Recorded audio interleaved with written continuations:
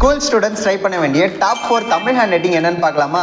இந்த வரிசையில 4வது இடம் பிடிச்சிருக்க தமிழ் ஹேண்ட் ரைட்டிங் பொது தமிழ். சின்ன வயசுல எழுத சொல்லி கொடுத்துருப்பாங்க. ஆனா தமிழ் ஹேண்ட் ரைட்டிங் இப்படிதான் இருக்கணும்னு யாரும் சொல்லியிருக்க மாட்டாங்க. அதனாலேயே நிறைய பேரோட தமிழ் ஹேண்ட் ரைட்டிங் பொதுவா இப்படிதான் இருக்கும். இதுதான் அழகு, அதுதான் அழகு இல்லைன்னு சொல்ல முடியாது. தமிழ்னு எழுதினாலே எப்பவும் அழகுதான். 3வது இடம் பிடிச்சிருக்க தமிழ் ஹேண்ட் ரைட்டிங் கட்டுரை தமிழ். கட்டுரை எழுதுறப்போ இந்த தமிழ் ஹேண்ட் ரைட்டிங் பயன்படுத்தலாம். முத்தா எழுத்துக்களை வளைச்சி எழுதுறப்போ அந்த கட்டுரையை பார்க்கவே ரொம்ப அருமையா இருக்கும்.